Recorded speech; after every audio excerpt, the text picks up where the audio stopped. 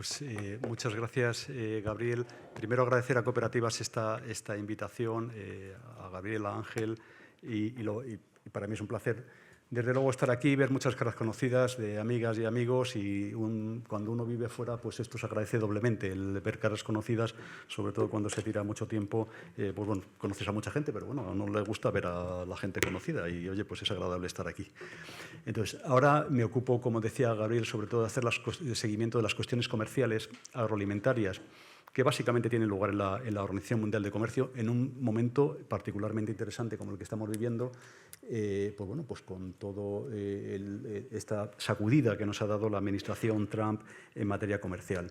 Es en un momento que lo voy a enfocar un poquito desde la perspectiva de lo que veo de la Organización Mundial de Comercio, y por tanto voy a conducir esta presentación pues desde lo que es la Organización Mundial de Comercio, lo que está ocurriendo y un poquito el sentido que pueden tener las cosas en el momento en el que estamos dentro, de que ahora es muy difícil que nadie veamos la situación de una manera muy clara, pero bueno, vamos a intentar dar el punto de vista. Vamos a ver un poco ahora, justo en este año 2025, la Organización Mundial de Comercio cumple su 30 aniversario. Es como si fuera ya mayor de edad, pero ya maduro o madura.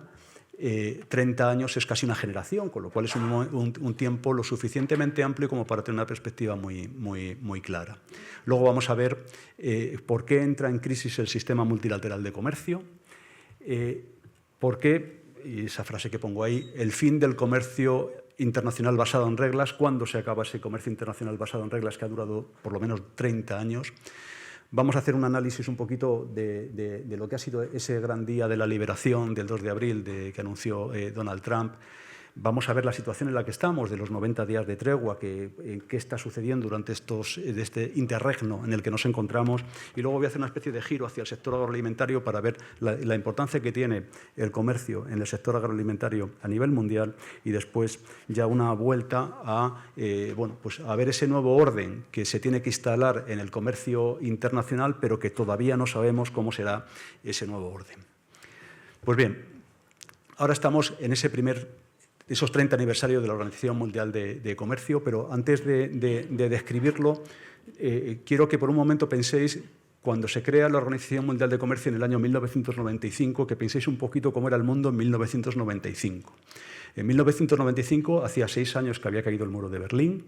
Prácticamente Estados Unidos era la única potencia hegemónica del mundo. La Unión Europea éramos 15, nos acabamos de ampliar a 3 Estados miembros más, éramos la Unión Europea a 15. El nivel de pobreza extrema en China era del 50% de la población, en un país que para entonces tenía 1.200 millones de habitantes. India era un país en el que todavía estaba el recuerdo de las hambrunas de los años 80. Y los países que ahora vemos como países muy potentes, que han crecido mucho, desde luego todavía no eran algo absolutamente emergente y que todavía no daban sensación de llegar a ninguna parte. Por tanto, era un mundo monopolar, en donde prácticamente el acuerdo que se llega en el año 1995, bueno, se llegó en el año 1994, que fue el acuerdo de Marrakech para crear la Organización Mundial de Comercio, y todos los acuerdos que dieron lugar al final de la ronda de Uruguay, era un mundo en el que prácticamente el acuerdo lo consiguen Estados Unidos, la Unión Europea, que para entonces ya tenía un peso, de hecho tenía entonces más peso en el PIB mundial que el que tiene ahora, aunque éramos 15, ahora que eran 15, y pues los demás, de alguna manera, por lo que vinieron es a aceptar esas reglas del comercio internacional que se crean en ese momento, que son las reglas que nos han servido a todos durante estos 30 años y que durante esos 30 años han dado cobijo o han dado amparo legal a prácticamente el 80% del comercio internacional que tiene lugar en valor. Por tanto, esas reglas son los acuerdos que conocemos. El más importante es el acuerdo del GATT, que ahí es donde se crea la propia Organización Mundial de Comercio y donde se establece un principio que ahora estaréis oyendo hablar bastante, que es el principio de nación más favorecida, que lo que viene a decir es que, bajo las reglas de la Organización Mundial de Comercio, cuando un país establece un arancel para un producto, obligatoriamente tiene que establecer ese arancel al mismo nivel para todos los países con independencia de que sea su origen. Es decir, no puede discriminar por origen a la hora de establecer el arancel. Eso es el principio de regla de nación más favorecida. Por eso veremos luego que cuando el fin del comercio basado en reglas es la ruptura precisamente de ese principio de nación más favorecida. Y además en ese acuerdo del GATT también se establece bajo qué criterios se deben alcanzar los acuerdos de libre comercio entre grupos de países, para que no sea en detrimento del comercio con los países que se quedan fuera de ese acuerdo. Luego, en esas reglas están las reglas que son más conocidas para nosotros, por ejemplo, el Acuerdo de Agricultura, que el Acuerdo de Agricultura lo que viene a establecer, por ejemplo, son las normas que tenemos que cumplir para dar subvenciones, las ayudas de la PAC, es lo que llamamos la parte del apoyo interno, o, por ejemplo, el acceso a los mercados, o, por ejemplo, las medidas de salvaguardia, que algunos de los que estáis aquí de algunos sectores, algunas veces hemos pedido medidas de salvaguardia, por ejemplo, para el arroz, recuerdo. O, por ejemplo, las medidas que tienen que ver con todo lo que tiene que ver, al final, con la agricultura, pero también el acuerdo de medidas sanitarias y fitosanitarias, que es un acuerdo muy importante porque, por ejemplo, es el que establece los criterios para establecer los estándares internacionales en materia, por ejemplo, de límites máximos de residuos, o en materia de calidad alimentaria, o en materia que tiene que ver para la importación y exportación de productos de origen animal. O, por ejemplo, el acuerdo sobre propiedad intelectual, que, por ejemplo, para el sector agroalimentario es muy importante desde el punto de vista de las denominaciones de origen. Y también en esos acuerdos, en esas reglas, está todo lo relativo al órgano de solución de diferencias, que es cuando hay litigio y cuando hay una diferencia comercial entre dos países, en lugar de aplicarse medidas pues fuera de regla, tienen un procedimiento establecido para solucionar esas diferencias. Y ese procedimiento es muy importante porque pone en pie de igualdad a los países con independencia de su potencia, tamaño o volumen económico. Y eso hace que un país pequeño y un país grande se puedan sentar en una mesa para solucionar sus diferencias y que no tenga que ser una relación de poder. Entonces, ese órgano de solución de diferencias también está establecido en esas reglas. Y luego también, y muy importante, todo lo que tiene que ver con la transparencia. Es decir, el comercio está basado en la confianza y para uno tener confianza tiene que saber lo que hace el otro. Y la transparencia lo que les permite, la regla de transparencia, es la que establece las comunicaciones que tienen que hacer todos los miembros de la Organización Mundial de Comercio para decir lo que hacen, es decir, las subvenciones que dan, las cuotas a la importación que tienen, cómo aplican el derecho de propiedad, etcétera. Todo lo que tiene que ver con el comercio, no solamente agroalimentario, para que todos sepamos lo que hace cada uno. Pues bien, conforme a esas reglas, hemos estado funcionando desde el año 1995 y lo primero que han conseguido es reducir los costes del comercio. Desde luego para los países que estamos en el grupo de los países más desarrollados, pero imaginemos países menos desarrollados o países que apenas tienen una estructura administrativa muy débil, que no son capaces o que no han sido capaces de crear una legislación comercial que les permita comerciar con otros países o que no tienen unas tarifas, una estructura arancelaria predefinida. Pues esos países han sido capaces de incorporarse al mercado internacional en agricultura y en otros productos gracias a que las reglas de la Organización Mundial de Comercio funcionan como la legislación por defecto en materia comercial. Y eso ha permitido que muchos países muy pequeñitos o con menos recursos sean capaces de comerciar internacionalmente. No pensemos solamente capaces de comerciar, de vender o de hacer comercio internacional con Estados Unidos o con Europa, sino también venderse entre ellos, entre vecinos, y eso les ha permitido, pues bueno, a todos incrementar su prosperidad. De hecho, en estos 30 años hemos vivido quizás uno de los incrementos de la prosperidad más generalizados en el planeta que se haya vivido nunca. Y, de hecho, pues, en las cifras que pongo ahí, lo que es los ingresos globales per cápita han subido un 65% a nivel global. Hay países que lo han triplicado. O, por ejemplo, lo que es más importante, en materia de bienestar, pues esto hay que trasladarlo a índices de, ahora lo veremos los índices de pobreza, pero, por ejemplo, la mortalidad infantil al nacimiento, acceso a la educación, acceso a la sanidad y, como decía antes, la reducción del nivel de pobreza. Y esto es una gráfica donde se ve algo que explica bastante de lo que está sucediendo. Esto es una gráfica donde se ve el índice de pobreza extrema en los últimos prácticamente más de 30 años, 40 años, en donde si vemos China, cuando ingresa en la Organización Mundial de Comercio, porque China ingresa en la OMC en 2001, tenía un 40% de pobreza extrema. Actualmente prácticamente está erradicada. Quiere decir que el nivel de bienestar de centenares de millones de personas se ha incrementado sensiblemente y para bien. ¿Eso qué quiere decir? Que, como hacíamos antes alusión, esto es una generación. Mucha gente en China se acuerda de haber pasado hambre Y eso es importante, la mentalidad, incluso de cuando se habla con la gente en China. Es decir, porque gente con, con edad de 30 años o incluso gente de mi generación han vivido situaciones de extrema pobreza. Y eso se nota en el país. Eso, por ejemplo, yo muchas veces digo que cuando habla uno con las autoridades chinas, da la sensación de que uno está hablando con gente con mucha franqueza. Y cuando hablas con las autoridades norteamericanas, pues aflora, si me lo permiten, demasiada soberbia. Quizás porque unos han tenido cerca lo que es pasarlo mal y los otros se les ha olvidado ya hace mucho lo que es pasarlo mal. En la gráfica también aparece Indonesia, pero podríamos sumar así muchos países. Si durante esos 30 años, para los que tenéis memoria, hacéis el mismo escalón, por ejemplo, las exportaciones agroalimentarias españolas, nosotros en los años 90 estábamos con un déficit comercial negativo, ahora tenemos un déficit comercial muy positivo y, además, si veis el valor, pues para entonces estábamos con unos miles de millones de euros de exportaciones a principios de este siglo y ahora estamos con más de 70.000 millones de euros de exportaciones en valor. Y luego, por supuesto, pese a la crisis, todo lo que hace la Organización Mundial de Comercio, porque ahora todo el mundo muchas veces oyes decir que es que ahora la Organización Mundial de Comercio está muerta. Pues no es cierto que esté muerta. En la Organización Mundial de Comercio todos los días se está reuniendo, todos los días se ponen preguntas unos países a otros acerca de lo que hacen y todos los días se resuelven cosas. Otras muchas no se resuelven, pero hay un flujo de intercambio, de comunicación, de negociaciones y aunque ahora no se lleguen a acuerdos, como luego veremos, sí que por lo menos la actividad continúa y eso hay que darlo también la utilidad que tiene. Pues bien, con esto el sistema cumple 30 años que podemos, si alguien nos dice, bueno, ¿y esto la evolución ha sido positiva o negativa? Pues francamente positiva. Pues bien, ahora vamos a ir con la parte que dónde están los problemas, por qué este sistema multilateral de comercio entra en crisis.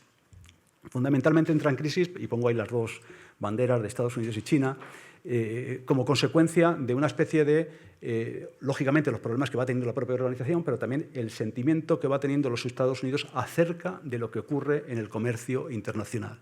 Es decir, entonces, y de cómo va evolucionando la riqueza de los países desde el punto de vista relativo.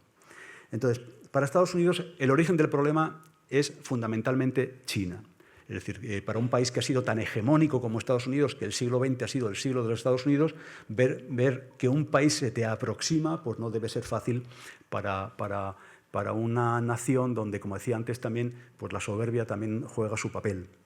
Entonces, todo esto tiene como origen esa entrada de China en la Organización Mundial de Comercio y aquí, de nuevo, igual que antes os pedía que pongáis vuestra mente a pensar cómo era el mundo en 1995, en el año 2001 era el momento en el que todavía en la opinión pública se pensaba mucho que los sistemas democráticos iban a ser la norma común en la mayoría de los países. El libre mercado era prácticamente la doctrina única que se iba a imponer y entonces cuando China entra en la Organización Mundial de Comercio se ve como una oportunidad para que abrace los principios del libre mercado y también para que, bueno, pues para que tuviera una especie de pequeña apertura democrática. El caso es que esta agenda, luego hemos visto que no es así, sino que China abraza una suerte de sistema pues de autocrático, pero, bueno, o de partido único, no sé si es autocrático, pero desde luego alejado de los patrones democráticos, pero sí bastante aproximado a lo que podría ser un capitalismo estándar o adaptado a la situación del siglo XXI.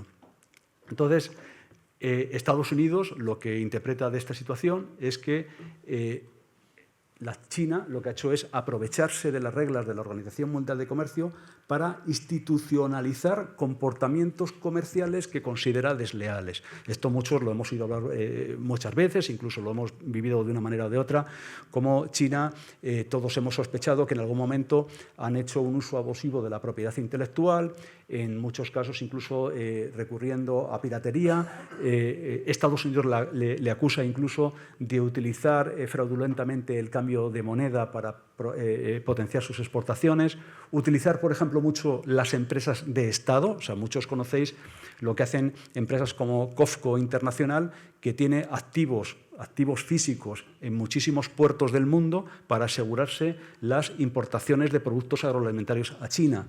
O, por ejemplo, como una compañía pública que es Sinograin es el mayor detentor de trigo del mundo. Es decir, son cuestiones que para los parámetros occidentales se nos escapan, pero ellos han utilizado también sus empresas públicas también para subvencionar mucho la producción de muchos productos que luego se venden muy baratos en el mundo.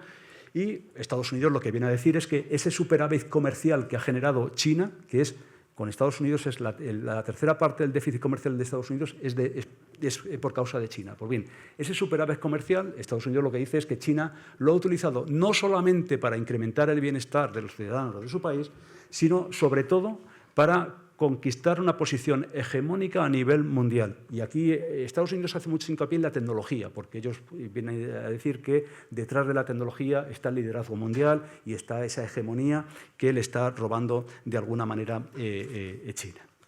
Pues bien, esto es la parte de la crisis del sistema multilateral de comercio, en donde Estados Unidos se lo achaca, en este caso, a China, pero no solamente China. Desde el año 1995, prácticamente, que se alcanzaron los principales acuerdos en el año 94, prácticamente no se han logrado grandes acuerdos. Es decir, se han logrado acuerdos, pero, por decirlo de alguna manera, serían acuerdos de menor categoría. Por ejemplo, se alcanzó el acuerdo en estos 30 años, el de prohibir las subvenciones a la exportación. Nosotros en la Unión Europea teníamos las restituciones a la exportación y, como consecuencia de ese acuerdo, se suprimieron las restituciones a la exportación. O se alcanzaron acuerdos, por ejemplo, recientemente, en el año 2022, el acuerdo de subvenciones a la pesca, que está todavía pendiente de ser ratificado, o, por ejemplo, acuerdos para que las exportaciones con fines humanitarios no fueran objeto de restricciones a la exportación. Pero bueno, quiere decir que esa gran familia de acuerdos que se logró en los años 90 no se ha vuelto a repetir en estos 30 años. Y mientras tanto, lo que dice Estados Unidos es que la organización pues, funciona un poquito con esa suerte de criterio del mínimo común denominador, es decir, como se mueve por unanimidad de sus miembros, pues es muy difícil lograr acuerdos. Luego, además, persisten problemas que se han ido enquistando. Es decir, antes cuando decía que una de las virtudes de la Organización Mundial de Comercio es la transparencia, es decir, todo el mundo se dice todo lo que hace. Pero no es realmente así. Hay muchos países que dan subvenciones y no las notifican tarde, de manera incompleta, o, por ejemplo, no notifican las condiciones de acceso al mercado, etcétera. Entonces, eso, sobre todo, además, cuando lo hacen grandes actores, y aquí hay uno de los actores rebeldes dentro de la organización, que es la India, que entorpece mucho ese tipo de cosas. Entonces, esa transparencia no funciona. Luego, hay una cuestión en la Organización Mundial de Comercio que es muy importante, que es lo que se llama el tratamiento especial y diferenciado. Esto es fácil de entender, es decir, cuando en 1995 se firma el acuerdo, claro, pensad cómo era el mundo entonces, eran muy poquitos que eran muy grandes y la mayoría, pues bueno, pues que luchaba para salir adelante. Entonces, se dio un tratamiento muy, muy flexible a los países menos desarrollados y a los países en vía de desarrollo para que aplicaran con más flexibilidad las normas del comercio internacional. Pero desde entonces las cosas han cambiado mucho. Fijaros que todavía China, con arreglo a esos criterios, sigue siendo un país en vías de desarrollo. Entonces, claro, hay muchos que dicen, oiga, usted ya no es un país en vía de desarrollo, pero China se sigue arrogando ese derecho a seguir siendo un país en vía de desarrollo, o Emiratos Árabes Unidos. Es decir, entonces, eso hace que haya bastante resquemor acerca de que muchos países han progresado mucho en estos 30 años. O sea, pensemos muchos, vosotros que conocéis muy bien a vuestros propios colegas de cooperativas en Brasil y que sé que habéis ido a verlos a Brasil. O sea, pues mirar cómo es una cooperativa allí y cómo es una cooperativa aquí. Es decir, algunos son grandísimas potencias ya y siguen acogiéndose a esa flexibilidad del tratamiento especial y diferenciado. O, por ejemplo, el órgano de solución de diferencias. El órgano de solución de diferencias, como decía antes, estaba pensado para solucionar diferencias, es decir, para solucionar litigios. Pero Estados Unidos lo que dice es que se ha convertido en un incentivo para litigar, porque es muy barato. Es decir, cualquier problema que yo tenga con otro país, pues en lugar de intentar solucionarlo y llegar a un acuerdo, me es mucho más fácil presentar una denuncia al OMC y que un panel que al cabo de los años acabe dictaminando. Entonces, lo que dice Estados Unidos es que al final ellos se han convertido en la principal destino de los litigios del órgano de solución de diferencias y desde la administración Obama dejaron de renovar los jueces del órgano de apelación. Con eso, la segunda instancia de ese órgano de solución de diferencias está ahora mismo bloqueada, inexistente, pero aquí quiero llamar la atención que esto es una cuestión que no viene de la administración Trump o de la administración republicana. Esto ya venía de la administración demócrata y no se ha movido con Biden, y es algo que forma parte de lo que allí se viene a decir un poquito el espíritu bipartisano.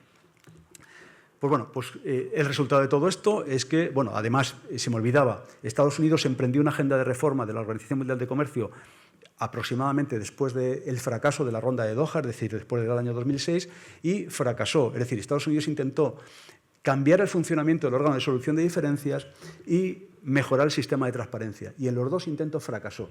Con lo cual, ellos llegan a la conclusión, que pongo ahí más abajo, decir, bueno, vamos a ver, yo he intentado solucionar esto y esto no acaba de funcionar, y lo que ha hecho es que el funcionamiento de la Organización Mundial de Comercio, que lo que tenía que haber llevado es a que todos los países aplicáramos los aranceles más bajos posibles, lo que ha hecho es permitir que muchos países apliquen aranceles mucho más altos para proteger su mercado interno, su producción interna en el comercio internacional. De hecho, Estados Unidos, junto con la Unión Europea, éramos de los que aplicábamos aranceles más bajos a nivel global, y pues bueno, pues eso ha dado lugar a lo que estamos viendo ahora, y que vamos a pasar ahora ya a entrar en más detalle, que es lo que llamo el fin del comercio internacional basado en reglas. Es decir, lo que teníamos hasta ahora era un comercio internacional basado en reglas, es decir, todo el mundo sabíamos bajo a qué atenernos a la hora de salir hacia los mercados internacionales, y esto se acaba en la secuencia temporal que voy a poner aquí de una manera muy resumida,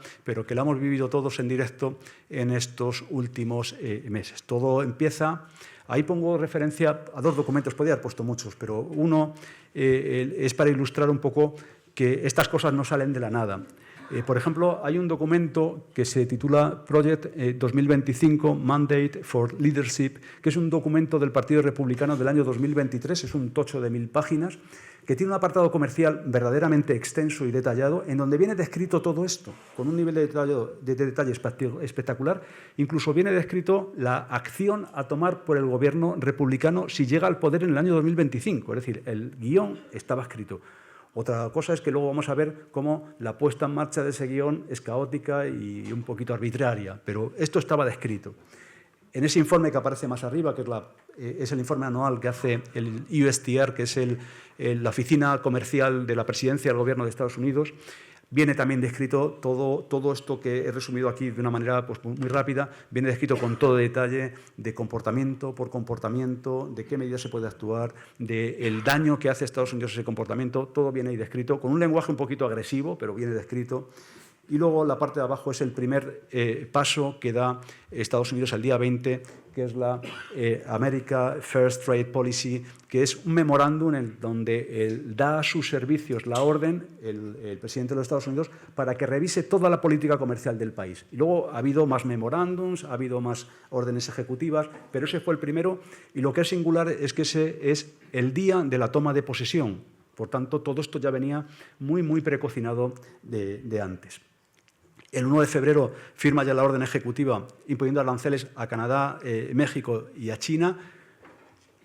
Es impresionante, es decir, tus principales clientes les pones aranceles de esta magnitud. Es decir, que fijémonos el grado de agresividad. Es decir, es que China, Canadá y México son los principales clientes de Estados Unidos y también los principales orígenes de buena parte de sus importaciones. El 13 de febrero es cuando se publica el memorándum sobre aranceles recíprocos, que es el que luego da lugar al Día de la Liberación del 2 de abril. Es donde se rompe, este es para mí donde se rompe el comercio basado en reglas, porque es donde dice Estados Unidos expresamente que quiere aplicar a cada país un arancel diferenciado en función del que el otro país le aplica. Esto es romper con el principio de nación más favorecida. Con lo cual, esto ya no es un arancel por producto igual para todos los países sin discriminación, sino que esto es absolutamente discriminatorio. Aunque luego, cuando veamos cómo lo ha puesto en la práctica, ya es una cosa que no tiene nada que ver una cosa con la otra, pero este es el principio de lo que podríamos denominar el fin de ese sistema multilateral de comercio basado en reglas. Del 4 al 6 de marzo incrementa los aranceles a China del 10 al 25%, medidas de represalia que anuncian Canadá y China, porque Canadá y China sí que acuden a la Organización Mundial de Comercio. Aquí es verdad que China se está comportando como un actor que sigue y respeta las reglas del mercado del orden internacional de comercio y, bueno, pues y corrige ciertas de las medidas que previamente había tomado contra México y contra Canadá, una especie de idas y venidas que hemos visto que han sido y que están siendo muy frecuentes en todo este proceso. El 12 de marzo entran en vigor los aranceles del 25% al acero y al aluminio. Ya existían el del 25% al acero y el 10% al aluminio, pero lo que hacen es igualarse al 25% y se quitan todas las excepciones, con lo cual verdaderamente hacen daño. Y además tengamos en cuenta que también para el sector agroalimentario esto es muy importante. Al final, muy buena parte de todo lo que nos rodea está hecho de acero y de aluminio. Por tanto, lógicamente, esto es algo que también hace daño. Y luego, el 26 de marzo, los aranceles del 25% a los vehículos y partes de vehículos. Por tanto, esto es lo que nos lleva, digamos, el cronograma muy resumido a lo que nos lleva a lo que es luego ya la explosión de todos los fuegos artificiales del Día de Liberación, el Día de la Liberación, que es el día 2 de abril. Ahí vemos cómo están los aranceles, se ve también el de la Unión Europea, que nos ponen ese 20% a la Unión Europea. Bien, el 2 de abril era la fecha señalada. El cálculo que ponen ahí es un cálculo que no obedece, es totalmente discrecional, porque no es un cálculo que esté hecho en función del arancel que me aplica el otro país para el producto, sino que es un arancel que está calculado en base al déficit comercial que tiene Estados Unidos con cada país, con lo cual no tiene que ver con el producto en sí mismo. Esto, para luego lo que vamos a ver luego, hay una ventaja, que por lo menos en toda la Unión Europea nos aplican a todos lo mismo. Por tanto, no va a haber una ventaja comparativa de unos países de la Unión Europea con respecto a otros, ni de unos productos con respecto a otros. Es decir, vamos a salir todos igual de mal. Por tanto, pues bueno, pues eso es si lo queremos llamar ventaja, pero que veamos que es un procedimiento de cálculo que todo lo que se rumorea es que en realidad los servicios de comercio de Estados Unidos sí que le llevaron el cálculo bien hecho al presidente, pero el presidente pues no lo debió entender y dijo, yo quiero algo más claro, y al final se presentó con esta tableta que todos conocemos y que hemos visto por todas partes. El planteamiento es, por tanto, un planteamiento pues bueno, pues improvisado o temerario. De hecho, hay una anécdota que a mí lo estuve siguiendo y los días previos, si os acordáis, llegó a publicar un tuit de que iba a poner un 200% de arancel al champán francés y bueno, a los vinos y bebidas alcohólicas de la Unión Europea. El caso es que lo puso en un momento que el día anterior se había publicado el déficit comercial agroalimentario de los Estados Unidos, con lo cual yo me imagino pues, que iría el funcionario, el responsable de turno, con el cuadro del déficit comercial, este hombre se cabrearía y dijo lo del 200% al vino y al champán. Es verdad que Estados Unidos lleva durante 60 años teniendo una balanza comercial agroalimentaria positiva hasta hace 4 años. Y desde hace 4 años la balanza comercial agroalimentaria norteamericana está siendo, bueno, un año lo salvó, pero los 2 últimos años muy negativa y creciendo. De hecho, la previsión es que pasen de 50.000 millones de euros de balanza comercial negativa en el año 2025. Pues bien, a partir de aquí, esto es una anécdota, empieza lo que llamo el proceso de escalada. Estados Unidos, sobre todo con China, pone aranceles del 145% y China responde con el 125% y se entra en un escenario de prácticamente de desconexión arancelaria. También empieza a hablar todo el mundo, todo el mundo entre sí, y también Estados Unidos empieza a notar cierto nerviosismo acerca de las consecuencias de las propias medidas que está tomando. Y con esto entramos en la situación, en el interregno que estamos ahora, que es el de la tregua de los 90 días, que concluye ese 8 de julio. Entiendo que para entonces se habrán logrado esos acuerdos comerciales, que no parece tan fácil de llegar a esos acuerdos comerciales, y entramos en el escenario de desescalada. Esto lo han dicho la propia administración norteamericana. Ellos han dicho que, oye, pues esto quieren desescalar la situación. Eso quiere decir que la situación se les ha ido de las manos. De hecho, Es muy curioso, pero la Administración norteamericana ha tenido reuniones con su sector de la distribución comercial, pero no solamente la distribución comercial agroalimentaria, que también, sino que pensemos en el menaje, muebles, ropa, en donde básicamente le dijeron que si esto iba a ser así con China, los lineales iban a quedar vacíos en muchos establecimientos. Aparte hay más cosas, por ejemplo, las tarifas, los aranceles que ponía a los barcos de fabricación china que, digamos, que atracaran en puertos de Estados Unidos de hasta $1 millón por barco, con lo cual eso lo que hacía realmente era disruptivo de las cadenas de suministro, de las cadenas comerciales, en algo que para que se pueda asimilar se deben tardar años.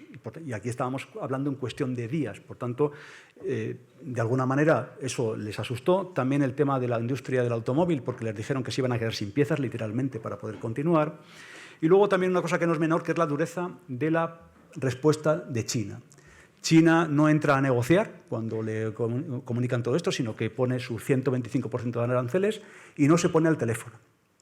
Esto llegó a preocupar mucho en la administración norteamericana. De hecho, en el ámbito agroalimentario, las mayores dependencias de importación agroalimentaria de China, ya se cuidó China desde la guerra de 2018 muy mucho en cubrirlas, por ejemplo, sobre todo a través de América del Sur, de Brasil fundamentalmente por su dependencia de la soja, y por tanto ya estaban mejor armados para esta disrupción con los Estados Unidos por si volvía a producirse. Por tanto, China, desde luego, ha dejado que los otros se pongan nerviosos y eso ha hecho, pues yo creo que todos se pongan a negociar. Voy a empezar un poquito con el sentido al revés de lo que está puesto ahí, que es el acuerdo China-Estados Unidos de Ginebra. En realidad, cuando estamos oyendo estos días que llegan a acuerdos como consecuencia de lo que está sucediendo con Estados Unidos, en realidad no son acuerdos propiamente dichos. Son acuerdos, deal. No es un acuerdo de libre comercio al amparo de lo que establece el acuerdo del GATT de la Organización Mundial de Comercio. Son preacuerdos. Y el de China, Estados Unidos, hombre, lo bueno es que sucedió en Ginebra. A lo mejor eso tiene algo que ver con la vuelta al comercio basado en reglas. Pero básicamente lo que se han dado es una tregua de 90 días. Una tregua en la que China ha cedido muy poco.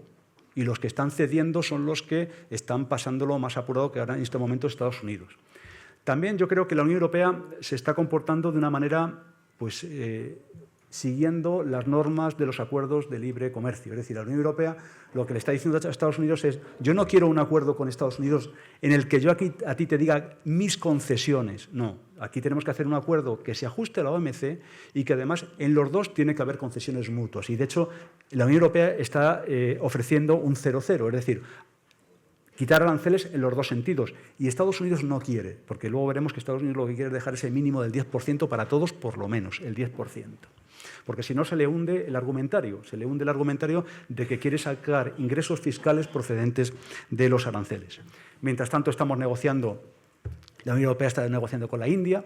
Esto es muy importante. Con la India, la Unión Europea ha dicho públicamente la presidenta que quiere alcanzar un acuerdo antes de finales de año. Imaginaros un acuerdo con la India, con lo complicado que es hacer un acuerdo de libre comercio con cualquier país, más con la India, que son 27 estados dentro de un país de 1.400 millones de habitantes. Probablemente sea un acuerdo distinto, no será un acuerdo como venimos viendo con otros acuerdos comerciales, pero sí que será un acuerdo escalable. Lo que quiero decir con esto es que todo el mundo se está intentando cubrir las espaldas ante el comportamiento disruptivo de Estados Unidos a base de fomentar sus acuerdos con otros países.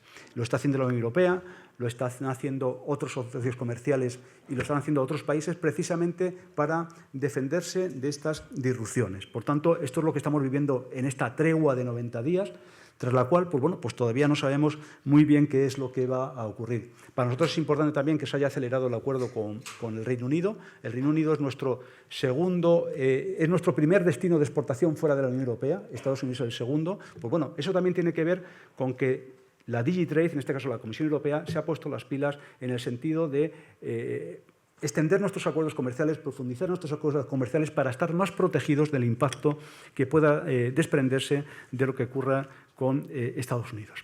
Y ahora voy a hacer un giro totalmente, luego volveremos a esta temática para centrarme un poquito en la parte del comercio internacional agroalimentario y ver un poquito por qué es importante el comercio internacional en el ámbito agroalimentario para que luego ya retomemos con una especie de reflexión final.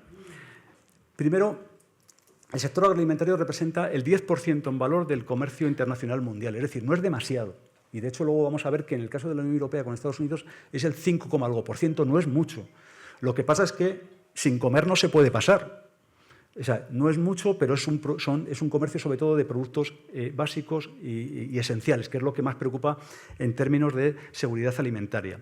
Lo que permite ese comercio es interconectar los sistemas agroalimentarios. Vamos a ver luego que no todo se puede producir en todos los sitios y hay países que para alimentarse necesitan comprar alimentos. Y de hecho hay países que necesitan comprar muchos alimentos para garantizar su seguridad alimentaria y eso lo facilita el comercio. De hecho, cuando hemos tenido restricciones al comercio, se han provocado distorsiones, volatilidad, y quizás una de las lecciones que hemos aprendido en estos últimos años es que con la crisis del COVID, sobre todo con la crisis del COVID, también con la crisis de Ucrania, hemos aprendido a que si no llegamos a tener abiertos los canales del comercio internacional, lo que fue una crisis sanitaria hubiera devenido en una crisis humanitaria, es decir, de gente pasando verdadera hambre. Pensemos que hay países que necesitan que todas las semanas entren barcos a sus puertos para producir alimentos básicos. Y eso yo creo que es importante que eso lo garantiza el comercio internacional, pero es importante que lo tengamos muy en cuenta. Luego, de los productos básicos, más del 80% del comercio internacional de las commodities más básicas tiene lugar por mar y eso hace que, lógicamente, pues que tengamos que tener las vías marítimas abiertas y que las reglas del comercio funcionen también para ese tipo de comercio. Aquí lo vemos un poquito más gráficamente.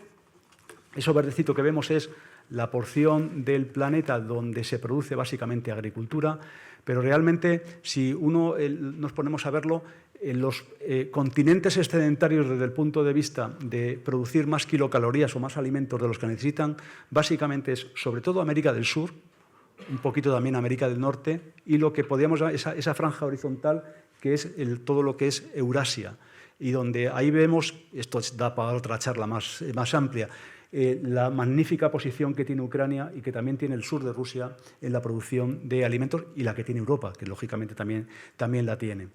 Y aquí vemos en esta gráfica la proporción entre la superficie que tiene cada país disponible en relación con los habitantes. Entonces, veis que en la parte de arriba, América del Norte y América del Sur son los que tienen más disponibilidad de hectáreas y, por tanto, son los que más capacidades tienen para producir alimentos. Veis que también aparece África, pero África tiene superficie de muy mala calidad y, lógicamente, África, sobre todo el continente subsahariano, va a tener muchísima dificultad para proveerse de alimentos, teniendo en cuenta que de aquí a 2050 el 60% del incremento de la población se va a producir justo debajo de esa raya que está donde vemos todo el Sáhara, todo lo marroncito, justo debajo vamos a tener el 60% del incremento de la población mundial. Desde luego, Europa, que tenemos una posición relativamente equilibrada, y desde luego Asia, el número de hectáreas por cápita, desde luego, es de los más bajos y eso hace que ellos van a ser netamente importadores. Para los que estéis familiarizados con el tema de commodities y que muchos de aquí sois cinturón negro de commodities, estáis hartos de ver el flujo de los barcos de soja saliendo de los puertos de Santos en Brasil hacia el estrecho de Malaca para Asia, también para Europa, con lo cual esto lo que hace es ver la necesidad de que tengamos ese comercio internacional porque si no, no tendríamos capacidad para garantizar la seguridad alimentaria en muchas zonas del planeta. Y ahora vamos un poquito, una breve visión de España, que la tenéis todos muy clara, pero bueno, yo creo que esto es importante de vez en cuando irse a los basics de esta situación. Somos un país que exportamos mucho en valor, tenemos una superficie agrícola útil muy pequeñita en relación con la que tienen otros países que son casi continentes, es decir, nosotros tenemos una superficie agrícola útil de 24 millones de hectáreas, pero en realidad si no le quita los pastos se nos quedan en 16-17 millones de hectáreas de cultivo. Y con eso somos capaces de coger el 3% del valor del comercio mundial agroalimentario, lo cual tiene mucho mérito sacar esa proporción en un país tan pequeñito. Y eso hace que, lógicamente, la explicación lo tiene en la tipología de productos que nosotros exportamos, que son productos de valor. Sobre todo exportamos frutas y hortalizas frescas, carne fresca y congelada, pero bueno, sobre todo cuanto más lejos, pues lo exportamos congelada, y productos transformados como el aceite de oliva, el vino y también algunos derivados de productos lácteos. Esto es un poquito nuestra especialidad, que son productos de valor. Es muy similar en el conjunto de la Unión Europea, y lo que sí que es cierto es que en lo que es seguridad alimentaria, nosotros participamos poco en esa parte de la seguridad alimentaria mundial, teniendo en cuenta que la seguridad alimentaria se garantiza sobre todo con el comercio de commodities. Es decir, nosotros en el comercio de commodities tenemos una participación muy pequeña, es decir, en trigo, maíz, soja, arroz. En grasas vegetales tenemos el aceite de oliva, pero es verdad que el aceite de oliva es el 3% del consumo de grasas vegetales del mundo, es decir, es una parte muy pequeñita. Y bueno, los productos lácteos industriales, es verdad que en carnes tenemos carne de porcino, pero en lo que es cuando hablamos de seguridad alimentaria y de commodities básicas, ahí estamos hablando de otro tipo de conjunto de países. Quizás en Europa el único que entra así de lleno en esta materia es Francia, con su producción de trigo, que Francia tiene una palanca agroalimentaria grande, sobre todo en el norte de África, con la producción de trigo.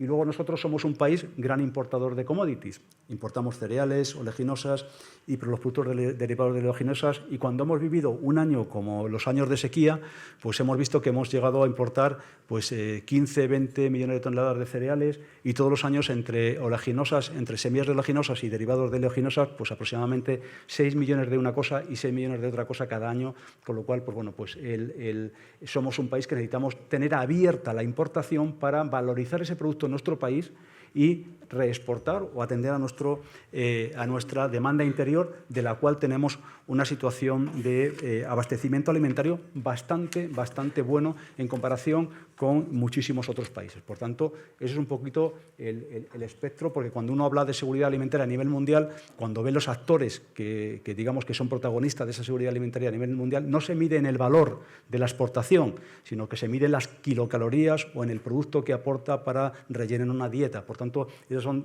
dos puntos de vista para ver la misma cuestión. Luego ahora vamos a ver un poco el comercio, como estamos con Estados Unidos, el comercio agroalimentario de la Unión Europea a España con Estados Unidos. Es un gran mercado para la Unión Europea, exportamos 34.000 millones de euros, que es el 5,4% en valor de todas las exportaciones de la Unión Europea.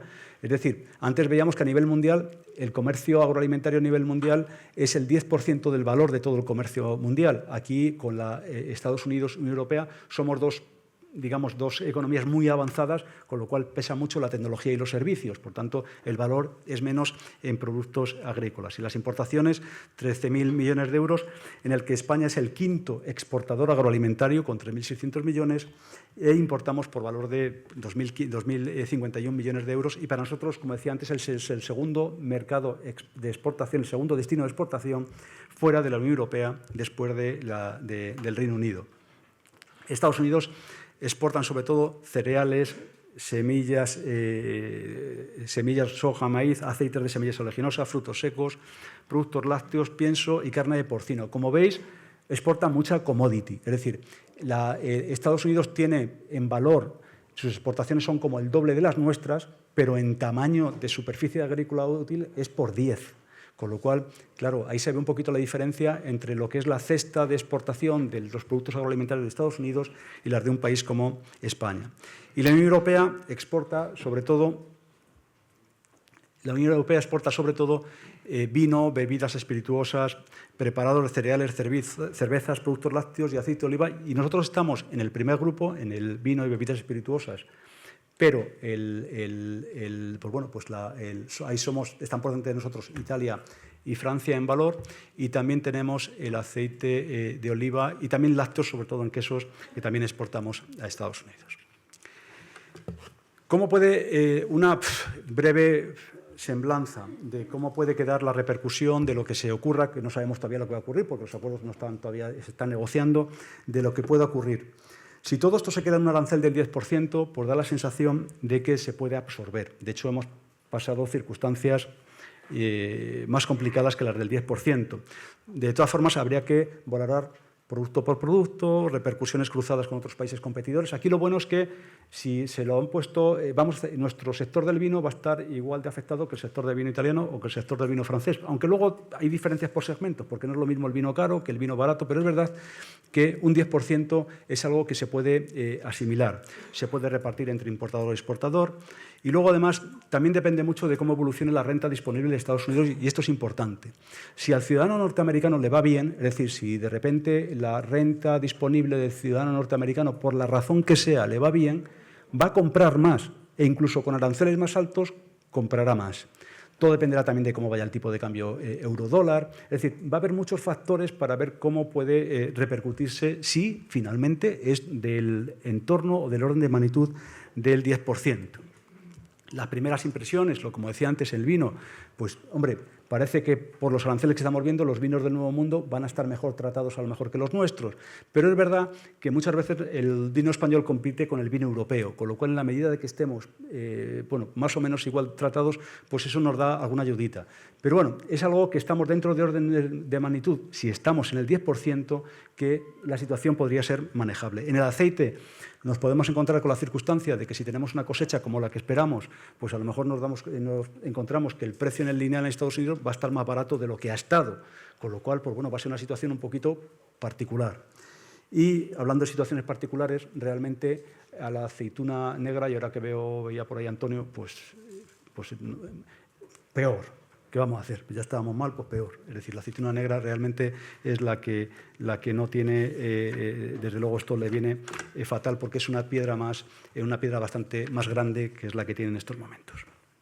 Y bien, pues ahora ya para concluir, estamos en una situación, como decía antes, que estamos en ese interregno de 90 días, en donde no sabemos exactamente para dónde va a escampar esta tormenta, esta tempestad en el sistema multilateral de comercio y sobre todo en la parte que nos ocupa del comercio agroalimentario.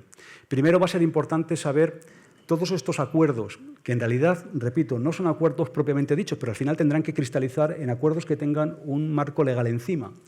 Depende de cómo cristalicen, dependerá el futuro del propio sistema multilateral de comercio bajo el cual se crea la Organización Mundial de Comercio. Es decir, si ahora de repente se firman decenas, como se está diciendo, de nuevos acuerdos comerciales con Estados Unidos, eso va a conformar una especie de jurisprudencia para lo que pueda ser el futuro de la Organización Mundial de Comercio. Y eso nos llevará pues, al nuevo orden que todavía no sabemos cómo es. El New Normal puede ser ese 10%. Lo hemos visto en el acuerdo con el Reino Unido, lo hemos visto también en lo que se está negociando con China.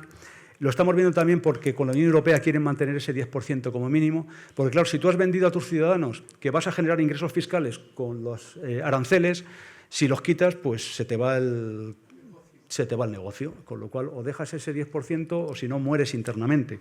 Entonces, parece ser que eso es lo que pudiera estar, hacia lo que nos podríamos aproximar y para determinados segmentos, acero, aluminio, automóvil, que fueran más altos. Pero bueno, pues eso puede ser una de las hipótesis que habría sobre la mesa. Con respecto a la Organización Mundial de Comercio, llevamos con un proceso, con una necesidad de reforma de la organización que se viene prolongando desde hace mucho tiempo. Es muy difícil porque la Organización Mundial de Comercio no es una organización como estamos acostumbrados a entender. La directora general de la OMC o la secretaría de la OMC no tiene capacidad ejecutiva, no puede dirigir la organización la dirigen sus miembros y en la medida que no haya liderazgo para dirigirla es muy difícil llegar a acuerdos. El liderazgo que había en el año 95, que antes hablábamos al principio de esta intervención, no existe ahora y por tanto es muy difícil que alguien capitalice esa reforma de la OMC. De hecho, el máximo órgano de la Organización Mundial de Comercio, que es la cumbre ministerial, que se hace cada 2 años, la próxima es en febrero en Camerún. De aquí a febrero no queda nada en tiempos de este tipo de cosas. O sea, y la agenda está vacía. Ahora mismo no se sabe qué agenda llevar a Camerún. Fijaros que en diciembre se iba a llevar el capítulo agrario. Y el capítulo agrario, permitirme, se fue a hacer puñetas, porque la India lo torpedeó, porque la India quiere arreglar su problema de las existencias públicas de commodities agroalimentarias y no se va a arreglar.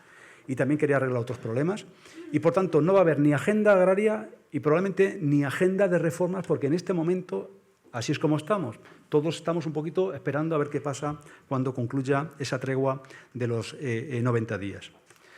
Una pregunta que sale todo el mundo es, bueno, pues, ¿y se puede hacer esto sin Estados Unidos? Porque al final Estados Unidos representa el 10,9% del comercio internacional. Pues bien, hay mucha gente que piensa que sí, que en realidad lo que había que hacer es dejar a Estados Unidos fuera del sistema multilateral de comercio, reformarlo y dejarlo de manera que Estados Unidos, cuando acabe con sus cosas internas, porque en realidad esto es una crisis existencial de Estados Unidos, dejarle las puertas abiertas para que vuelva al sistema multilateral de comercio y, mientras tanto, que los demás sigan. De hecho, hay think tanks incluso de Estados Unidos que esto lo tienen muy claro y que animan a la OMC a seguir sin Estados Unidos. El problema es que para eso se necesita un liderazgo. Y en ese liderazgo, por ejemplo, China se está prestando voluntario a ejercer ese liderazgo. Ojo, que China, cuando habla ahora, parece como si fuera un país occidental. O sea, ahora mismo el lenguaje más parecido que se escucha por ahí a nivel de relaciones multilaterales a lo que pueda ser el lenguaje europeo es el lenguaje de China. Es una cosa impresionante, es así. Pero, claro, China, si precisamente China ha sido la que ha dado origen a la crisis del sistema, no puede ser la que lidere la salida de la crisis del sistema. Entonces, el segundo candidato, o también puede ser el primero, es la Unión Europea. Pero la Unión Europea, cuando salimos del ámbito de Bruselas y del ámbito de aquí, no tenemos el predicamento que nos creemos, porque estamos acostumbrados a influir en los demás imponiéndoles nuestras reglas. Y ya habéis visto lo que ha pasado con el reglamento de deforestación, con el reglamento del mecanismo de ajuste de carbono en frontera, o, por ejemplo, con otro tipo de legislación que está intentando la Unión Europea implantar a otros países. Por ejemplo, uno de los motivos de conflicto más habituales en el comité SPS son los que tienen que ver con productos fitosanitarios de la Unión Europea. Entonces, ese tipo de cosas hace que para liderar, pues bueno, tampoco lo tenemos fácil. Y eso hace que el clima ahora, dentro de la Organización Mundial de Comercio, para volver a crear un orden nuevo sin Estados Unidos, tampoco no se ve, por lo menos no se ve en este momento. La Unión Europea, como diría, es la más posicionada, pero estamos en esa situación. Y luego, ya por último, y ya para concluir esta presentación, esto no va solo de comercio. En realidad esto tiene una filosofía, o por lo menos yo creo que esto va de quién ejerce esa hegemonía mundial y de quién puso las reglas. Es decir, todo esto que hemos visto del sistema multilateral de comercio en realidad no es más que el producto de lo que llaman el consenso de Washington de final de la Segunda Guerra Mundial, en donde había que tener una institución económica y una institución comercial. La institución comercial tardó mucho en nacer porque se pretendió crear en Bretton Woods, pero al final se tuvo que esperar hasta el año 94 para llegar al acuerdo de Marrakech para crear lo que es la Organización Mundial de Comercio. Y precisamente quien ha dado o quien potenció esa organización, que fue los Estados Unidos, es quien ahora lo está poniendo en tela de juicio. El hecho de que no tengamos un orden, porque ese orden ya se ha roto, lo estamos viendo en que los observatorios de previsión de crecimiento a nivel mundial están rebajando sus previsiones de crecimiento. El otro día, la presentación en la Organización Mundial de Comercio en Ginebra, el jefe de la Oficina Económica daba ya previsiones de reducción del nivel de comercio a nivel internacional, con compensaciones entre unas zonas y otras, y entre unos países y otros, pero en realidad en la resultante con una reducción. Y eso, como veíamos también al principio, si el comercio durante estos 30 años del sistema comercial de la Organización Mundial de Comercio ha dado lugar a un incremento muy notable de la prosperidad de los países, la ausencia de unas reglas comerciales lo que va a hacer es que esa prosperidad evolucione de una manera, desde luego, más lenta, incluso para algunos países sea regresiva. Por tanto, estamos en un momento de espera, de interregno, en ver cómo ese orden se restablece, si acaso es que tengamos ocasión de que se restablezca, pero desde luego no ya por unas cuestiones comerciales, sino una cuestión de hegemonía de la situación en la que se encuentra la que ha sido hasta ahora la principal potencia hegemónica a nivel mundial. Muy bien, muchísimas gracias por su atención.